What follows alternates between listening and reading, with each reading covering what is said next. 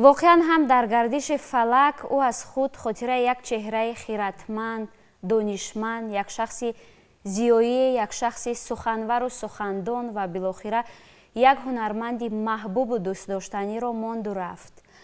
او در هر کجا که بود صدای موسیقی بود، ترانه بود، سخن عالی بود و نفرانی که همراه او بودند شخصانی تصادفی نبودند. واقعا هم شخصانی صاحب مهارت بودند، دارای صدای قوی بودند، دانشمند بودند، سخنگو بودند. دوستان عزتمند، این برنامه خاطره هاست و ما تصمیم گرفتیم که این برنامه اطراف واقعا هم یک هنرمند شناختنی، یک هنرمند دوست داشتنی، یک هنرمندی که همیشه در خاطره های ما باقی میماند، هنرمند زنده یاد جورابک نظریف یاد بیاوریم. و همون طوری که گفتیم نفرانی که در گرد او بودند شخصانی تصادفی نبودند، شخصانی هنرمند بودند، حرفه‌ای بودند، در کسب و کار خویش فدایی بودند. یکی از همین شخصیت ها هنرپیشه شایسته تاجیکستان جمعه خان سفرف است. امروز در برنامه ما خوش آمدید، صفا آوردید به برنامه‌مون. سلام. و راستی خرسند شدیم که شما راضی شدید که امروز همراه با هم خاطره جورابک نظریف را یاد بیاریم. برای شما جورابک نظریف نه تنها یک هنرمند است، اونی که ما همچون یک آوازخوان محبوب میدونیم و میشناسیم، سرودهایش را گوش میکنیم، برای شما نزدیکتر از این مفهوم نیست هست. استاد زنده جورابک نظریف یک هنرمندی است که بسیار در عمر خود از خویش ترانه‌های خیلی جذاب باقی گذاشته است. یک هنرمند است بسیار دوست داشتنی، یک هنرمند است که توانسته در برابر همین قدر دانش قوی و همین قدر عنوان‌های بلند علمی که دارد توانسته با همه هنر خود، با همه صدای خود، با لحن خود بالان شیوا و شیرین خود همه مرزها را عبور کرد در یک مدت کوتاه و دل هزاران مخلصان و سامیان را به دست آورد. جورابک نظریف یک انسان بسیار دوست داشتنی است. شخصا من او را خیلی زیاد احترام میکنم، خیلی زیاد دوست میدارم، چون که استاد جورابک نظریف یگانه هنرمندی هستند که توانستند که ذوق ما را بیدار کنند. یعنی من بعد شنیدن صدای بسیار گیرا و بسیار شیوای جورابک نظریف قرار دادم که حتما پیروی هنر میروم، چون شاگرد یعنی باید که درباره استاد جورابک نظریف باشم و به همین خاطر یعنی من پیروی هنر رو انتخاب کردم و تا امروز در این راه قدم میمونم. و اگر توجه کرده باشیم اکثریت شاگردان استاد به همون درجه رسیدن که مردم پذیرایی کردن، اونها را قبول کردن، یک هنرمندی محبوب شدن، به درجه های رسیدن که مثلا هنرمندی شایسته شدن، هنرمندی خلقی شدن. شما از همون جمله برای ما خیلی عجیب است که واخوری اولین شما چگونه صورت گرفت، در حالی که یک هنرمندی محبوب بود برای شما نیست و یک هنرمندی گشت که راه شما را هموار کرد به صحنه موسیقی تاجیک. پیش از آنه که یعنی درباره هنر و درباره من شاگردان استاد گپ زنم، میخوام یک یادآور شوم همون سالهای کودکی، سالهایی که در صنف پنجم میخوندم. اولین بار در خانه ما تلویزیون و مگنتوفون پیدا شد و وقتی که پدرم همون مگنتوفون را آورد، دو فیته داشت که یکی از شادروان استاد آدینا هاشم و دیومش از همین استاد زینداوی جورابک نظریف. صدا را بسیار خوب قبول کردم، دوست داشتم و با همان ذوق کودکی همه اون چیزی که گفته بود همه چیز را از یاد کردم، لیکن نمیدونستم که این کی باشد. و بعدتر فهمیدم که این استاد جورابک نظریف است و خوشبختانه یکی از دوستان قرین و یکی از همکورسان، یکی از نزدیکان رفیقان استاد شهباز کبیروف که در همون دهه ما زندگی میکردن و آنها در همون دوره ایام دانشجویی یعنی به خانه آنها رفتن، از بس که بسیار دوست نزدیک بودن رفتند و یک شب در آنجا برای مردم در یک صحبت خاصه سرودخوانی کردن که توله رو ببینیدن و همون شب به دست ما رسید. چیزی که گفتم با همون ذوق کودکی هر چیزی که گفته بود همه اونا را از یاد کردم. وقتی که در صنف دهم میخواندم در مکتب اینترنت کمونیسم همون دهه سرچشمه که یک مکتب بسیار نامداری بود، هر اون نفرانی که در دوره شوروی زندگی کردن میدونن که در همون روز جمعه هر بیگاه کنسرتی موافق طلب میشد. هر بیگاه و من همیشه همین روز رو انتظاری میکردم و میدونستم که البته در همین کنسرت استاد جورابک نظریف سرود میخوند. دعوت میکردن به دههاتون میرفتن؟ نه فیتهشون رو میموند؟ نه، همون روز جمعه در همه رادیو شبانه کنسرتی موافق طلب میشد. خوشبختانه هر بیگاه در همون کنسرت یک سرود میخوند. بعدتر وقتی که مکتب اینترنت رو ختم کردم و با دانشگاه داخل شدیم، با دانشگاه آموزگاری شهر کلوب. یعنی من حاضر درباره اولین واخوریم، اولین باری که استاد دیدم سال 1973 بود و در نیم ساله دوم خانیش، سال خانیش، دانشجویان فاکولته زبان ادبیات با یک گروه عالمان اکادمی علم‌های تاجیکستان برگزار کردیم و در قطار آنها عالمان جوان جورابک نظریف و سیفالدین اکرمov نیز اشتراک داشتند. چون دکتری علم فیلولوژیا بودن. در آن زمان هنوز نو به کار آمده بودند، یعنی کارکنی خود علمی بودند به فکرم. بعد اونه که یعنی کنفرانس بسیار خوب و گوارا گذشت و در آخر میبایست همون دسته هنری فاکولته زبان و ادبیات برای خاطر میمون باید یک کنسرت نشون میدیم. وقتی که همه آنها در زال می نشستند، من یک از سرودهای در همون دوره بسیار مشهوری استاد جورابک نظریف بس دیگر شوخ مزن لافی وفا را همین را خواندم. وقتی که سرود به آخر می رسید استاد از جای خود برخاستند و نزد من اومدن، به صحنه بر اومدن و دستم را فشردند و همین سرود رو یک بار دیگر یک جا خواندیم. این اولین واخری و اولین دیداربینی من با استاد بود. و پیشتر از این راستی گپ در یک معرکه دیگر که یکی از رفیقان نزدیک همون در توی خاندرشویش استاد را دعوت کرده بودند و اما ما نقض میدونیم که وقتی که شهر را به خانه عروس میبرند همراه شهر با یک گروه دو نفر از دو طرف شهرمرد میایستادند و در همون لحظه در بر همون دوستم از یک طرف من میایستادم، از طرف دیگر هنرمند زنده‌یاد جمشید اسماعیل و هر دو فقط به سواران اومدن استاد رو انتظاری میکشیدیم که همین زمان میاد. وقتی که ما در خانه عروس در بر تخت در بر شمع ایستادیم یک باره مردم با تمام سن کوچه دویدن و ولوله بسیار برخاست که استاد اومدن و خلاصه وقتی که ما به خانه رسیدیم الکی استاد در یک ایوان شیشه بود که گرد نواب بسیار سیر آدم بود و ما هر چند کوشش کردیم استاد رو دیده نتونستیم و در سر یک دیوال بر اومدیم همراه جمشید نشستیم و استاد رو تنها از دور تماشا کردیم. استاد که شعر خواندن رو بسیار دوست می داشتن. یک چیز به یادم مانده است که همون شعر خواندن شد که آوازش رو میکشید داد مشوقه با عاشق پیغام. انا همین قطعه چیز در یادم ماند و بدتر همین سو گفتم فهمیدم که این شعر ایرج میرزا یعنی دیل مادر دست و همون رو بدتر خلاصه که بر همون چیز.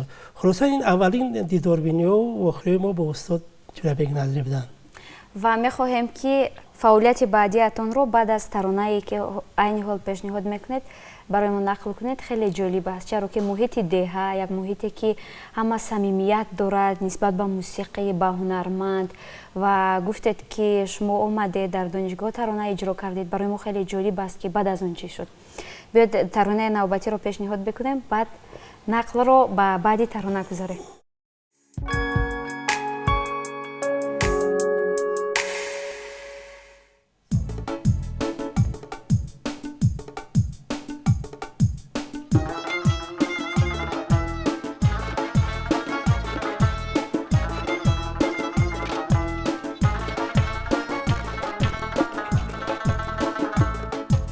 ناقه سیاری من آهوی تاتاری من درهم و دیناری من اندک و بسیاری من دولتی بیداری من تستر گام زن منزلی ما دور نیست تستر گام زن منزلی ما دور نیست.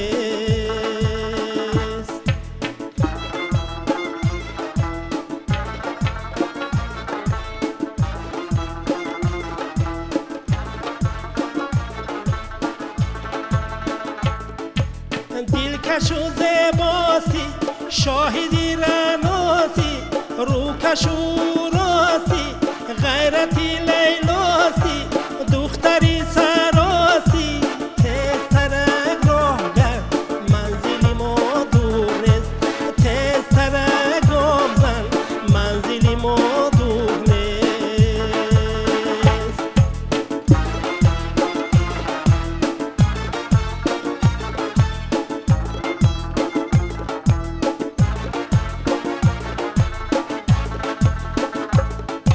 شام تو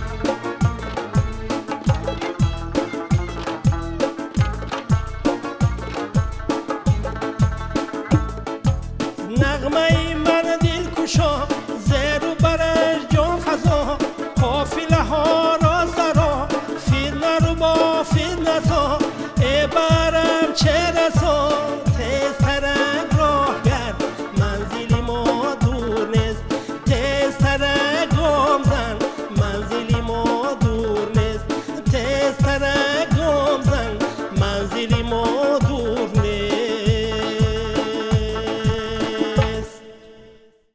دوستان عزتمند این برنامه خاطره هاست و ما امروز در برنامه‌مان یادی هنرمند زنده محبوب دوست داشتنی جورابک نظریف را یاد میاریم همراه هنرپیشه شایسته تاجیکستان جمعهخان سفرов و تو پخش سرود دوم برای ما گفتن که چگونه دل باختن به ترانه‌های استاد چگونه طریق رادیو گوش میکردن و گفتن که چگونه اولین واخوریشان صورت گرفت و گفتن که چگونه اولین ترانه‌شان را اجرا کردن همراه استاد و بعد از آنی که شما در دانشکده اولین ترانه رو اجرا کردید همراه استاد بعد چی شد؟ برای شما چی نصیحت دادن و یا گفتن که به شهر دوشنبه بیایید؟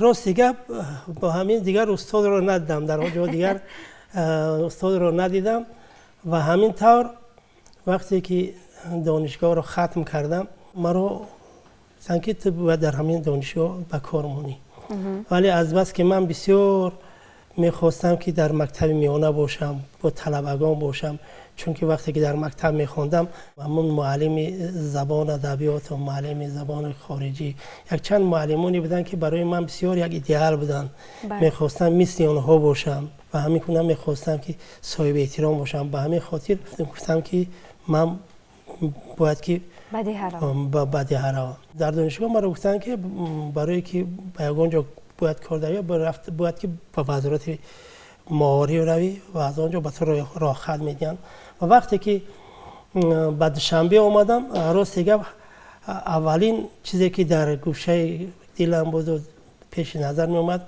بسیار میخواستم که استاد رو ببینم. استاد همون وقتا در خانه موزه میرزا ترسانزاده دیرکتوری همونجا رو به عهده داشتن و به همونجا رفتم.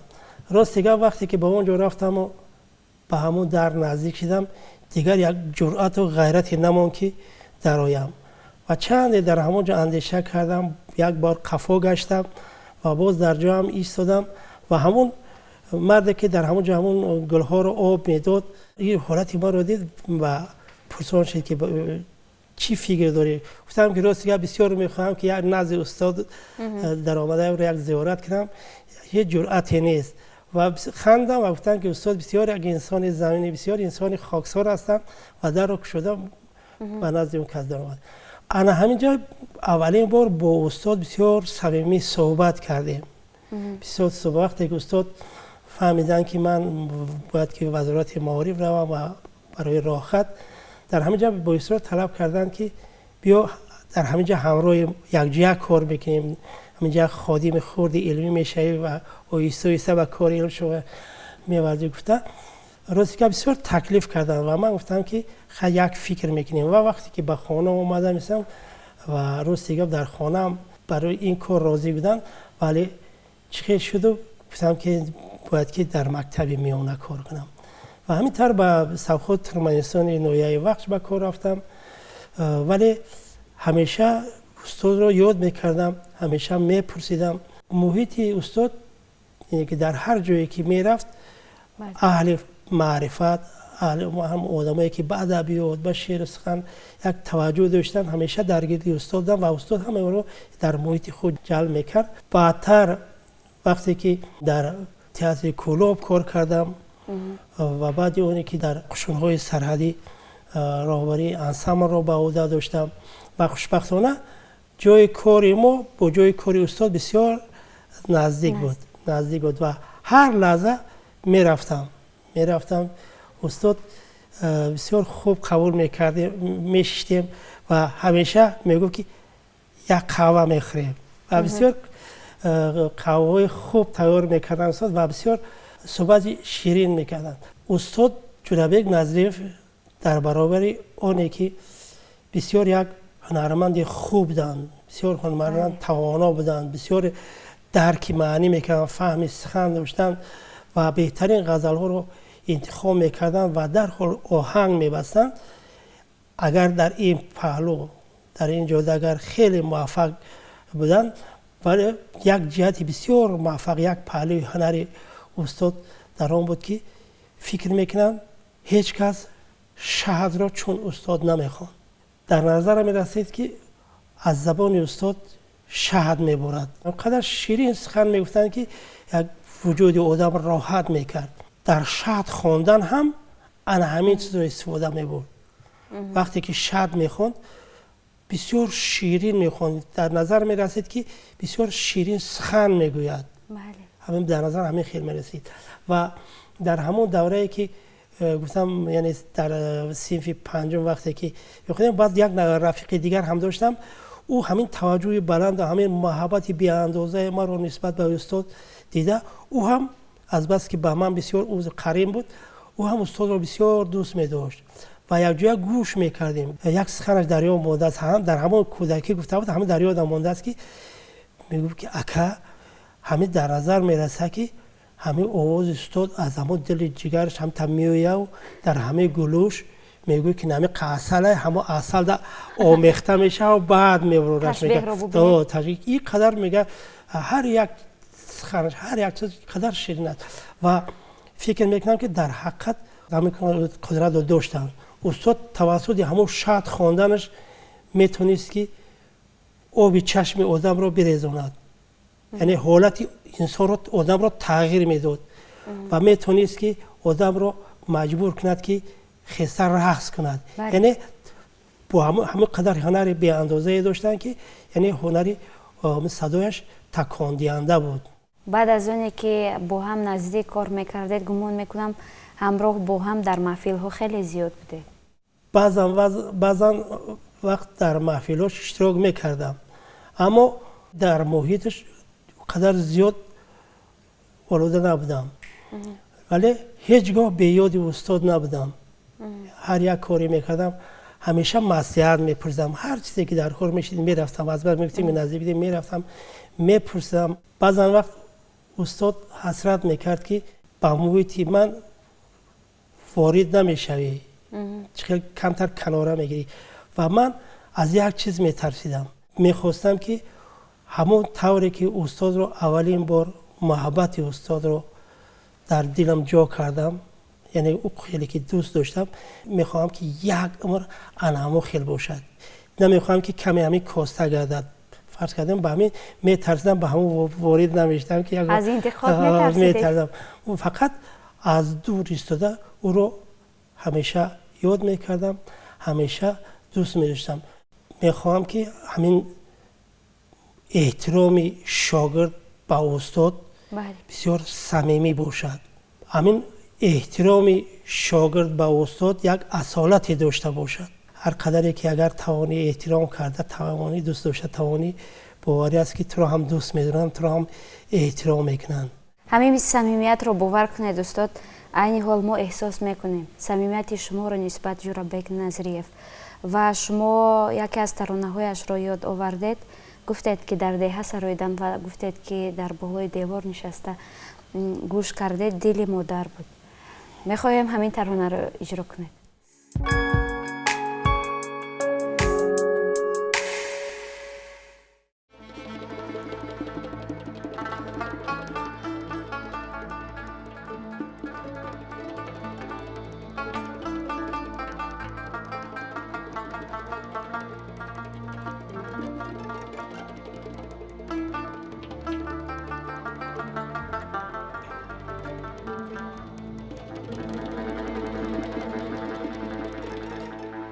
داد معشوقه با عاشق پیغام،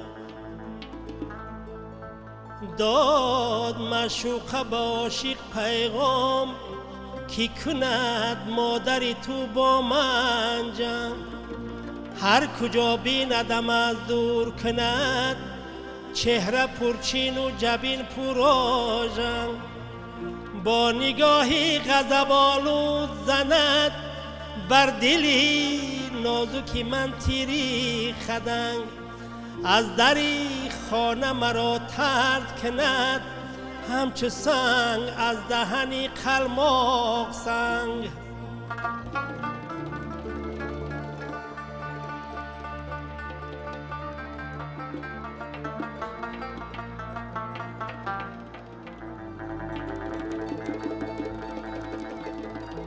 مادری سنگ دل تا زنده است، شد در کام من تو شرنگ.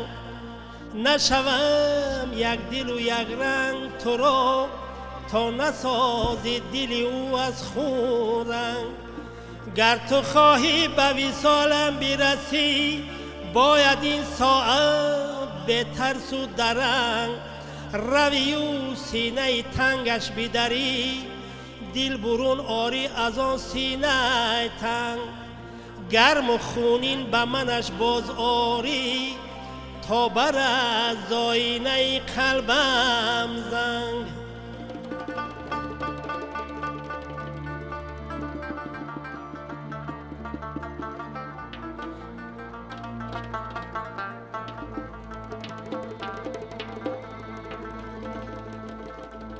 عاشقی به خردی ناهنجار، نه بلا فاسقی به اسمت، نه حرمتی مادری از یاد ببرد، مست از باده و دیوانه زبنگ. رفت مادر را افغان به خاک، سینه بدرید و دل آورد به چنگ. قصد سرمنزل معشوقه نمود، دل مادر به کفش چون نارنگ.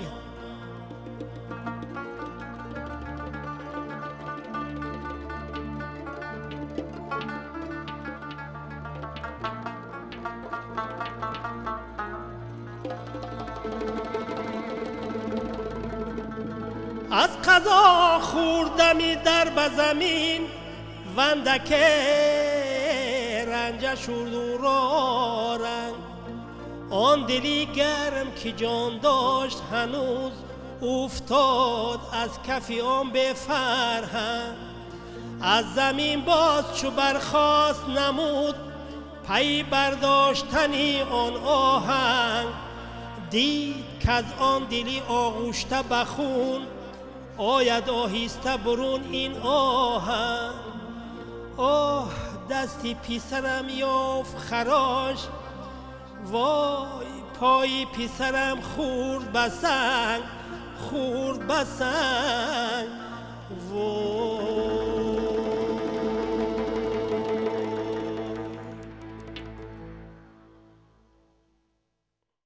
تشکر زیاد استادی عزیز.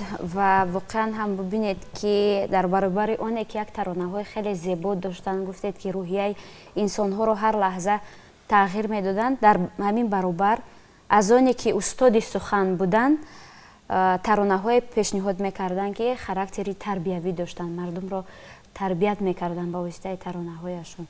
امروزها هر یک نفر از همین هنرمند خاطره خود رو دارد.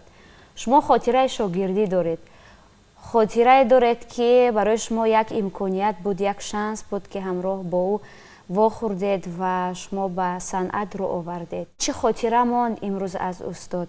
ما نزد شما یک کتاب رو میبینیم، پاسداری میراث نیاگون، و در همین کتاب همه نظرهایشون رو نوشتن نسبت استاد. نظر شما عجیب که چیست؟ چه نظر ماند، چه خاطره ماند از استاد؟ راستی کتابی که در دست من است، پاسدار میراث نیاگون. در این کتاب مجموعه همون مقاله ها و مجموعه خاطره ها که از همکاران، از شاگردان و از همه اون نفرانی که استاد را بسیار احترام میکردن، یک قرابتی داشتن، در اینجا گرد آورده است. و خوشبختانه در همین جمع یک مقاله من، جمع خاطرات من است با نام صاحب مکتب آزاده با آزاده گفتاری و آزاده رفتاری، در اینجا نشر شده است. هر جایی که بشینم من استاد را یاد میکنم، از همون شکر افتاری هاشو، از همون شکر شکنی هاشو، از همون سخنهایی که چون اثر همیشه به وجود انسان راحت میبخشن، دربارش سخنهای زیادی میگیم. و همین گونه خاطره ها خیلی زیادن درباره اینکه استاد فرض کردیم در کشور افغانستان با دانش قوی، با همون فهمیش خوب بلند خود، محیط پدر را تسخیر میکرده است و حتی پدر احمد ظاهر به او یک توجه خاصه داشته است و همیشه به پسرش میگفته است که مانند شو به استاد جورابک نظری همین گونه خاطره خیلی زیادن. شما از همان لحظه با استاد واخوردید که همچون شاگردانه ترانه اجرا کردید و تا به درجه استادی رسیدید. گمان میکنم که در بعض واخوری ها دو هنرمند همراه با هم صحبت میکردند و آخرین واخوری کدام واخوری بود؟ کی دیده بودید مراتب آخر استاد؟ وقتی که به وزارت فرهنگ در آمدم در همون سر راه استاد رو دیدم و خیلی صحبت کردیم. گفتن که یک وقت یافته به نزدم بیام وصیتی داریم. پس فرداش بود رفتیم خیلی صحبت کردیم یک جا با ایوب‌زاده معظم و میر احمد امیرشاه و فکر میکنم که همون صحبتی آخرمون انا همون لحظه بود. صحبت خاطرمان بود؟ خاطرمان بود، بسیار خاطرمان بود. و طبیعی است که هر یک شما خیلی سرکار بودید. هر یک کارمند ساحه فرهنگ یک کمی سرکارتر میشن. شما با کار بار خودتان بند استاد یک طرف و همان طوری که گفتید که محیطتان از شاعران بودن، نویسندگان بودن، همه پابندی ایجاد خود کار خود و امروز هنگامی که استاد را پیش نظر میارید از چیز تاسف میخورید که کار را انجام ندادید همراهشون و یا جای نرفتید، در جای با هم نبودید، چیزی را پیشنهاد نکردید و یا چیزی را از اونها نگرفتید. تاسف از اون میخورم که برای چی وقتی که استاد به من یعنی دعوت کردن که یک جا کار کنیم و آیسته آیسته یعنی به کار علم رغبت پیدا کنی و آیسته آیسته یک کار علمی بگیری و استاد بسیار خوب میدونستن که من به ایجادات احمد جامی بسیار توجه خاصه دارم و زیاد میخونم. خیلی قصه زیادی قصه دارن که قصه تربیوی هستند. از همون وقتش که استاد توجه داشت من همین طور رو میدونستم و یگانه آرزو و آرمان استاد همین بود که یعنی که به همین موضوع دست زنم. یعنی آیسته آیسته یعنی یک کار علمی کرده باشم و همین کار رو نکردم و از این خیلی راست یا تاسف هم میخورم. بسیار افسوس میخورم که کاش نزدیکتر میشدم، نزدیکتر میبودم و شاید باز زیادتر از صحبتش از همون گنجی که داشت باز زیادتر برخوردار میشدم. کدام خاطره نگفتمان، کدام سوال رو از شما نپرسیده؟ درباره استاد میخواهم که بردوام گپ زنم، زیاد گپ زنم، زیرا انسانی بودن که دوست داشتنی. در هر جایی که میشتی هر کسی که یک بار در صحبت استاد میشت اگر عمر آرزو میکرد دیم بارن نشستن رو. تشکر زیاد استاد. تشکر به شما که امروز آمدید همراه با هم خاطره استاد رو یک بار دیگر زنده کردیم. تشکر به اهل نوازندگان که ترانه هایشان رو خیلی زیبا نواختن و شما خیلی زیبا اجرا کردید. و دوستان عزیز خاطررسان میکنیم که امروز در برنامه ما قرار داشتن هنرپیشه شایسته تاجیکستان، یک آوازخوان خیلی محبوب دوست داشتنی ما و شما جمعه خان سفر و ما امروز خاطره جورابک نظریف رو در خاطره ها زنده کردیم. قبل از آنی که با شما خیر و خوش میکنیم یک ترانه دیگری استاد رو پیشنهاد شما میکنیم. باقی صحتمند و پیروز بمانید. مرحمت ترانه رو میشنوید.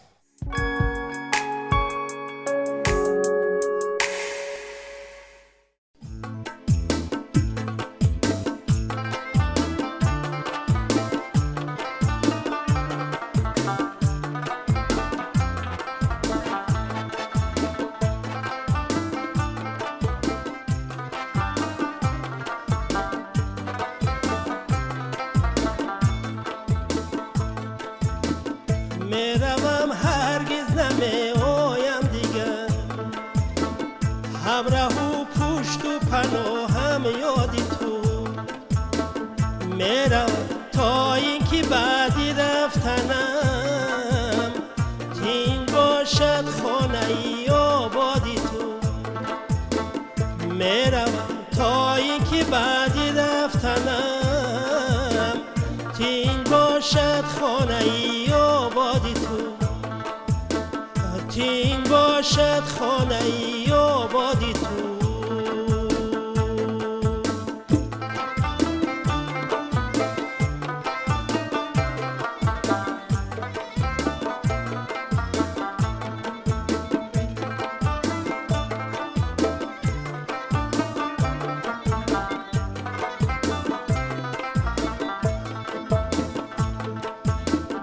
چشمهای تو فریبم دادن، در طریق انتخابی وقتی خیلی میروم تا اینکه در چشمانی تو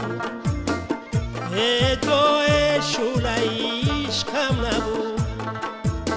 میروم زیرا که در چشمانی تو جای شوله عشقم نبود. میروم هرگز نمیایم دیگر، همراه و پشت و پناهم یادی تو. میروم تا اینکه بعدی رفتنم این باشد خانه ای آبادی تو. میروم تیرا که بعدی رفتنم این باشد خانه ای آبادی تو.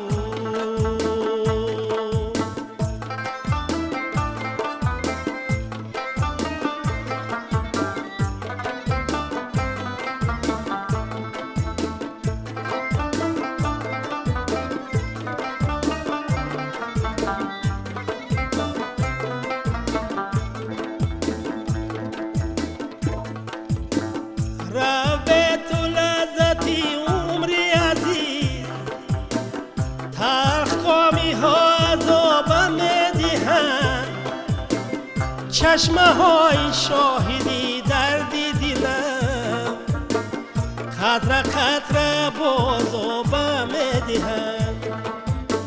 چشمه های شاهدی دردی دلم، قطره قطره بازابم میدهند. میروم هرگز نمیایم دیگر، همراه و پشت و پناهم یادی تو. میروم تا اینکه بعدی رفتنم تین باشد خانه ای آبادی تو. میروم تا اینکه بعدی رفتنم تین باشد خانه ای آبادی تو. تین باشد خانه ای آبادی تو. تین باشد خانه ای آبادی تو.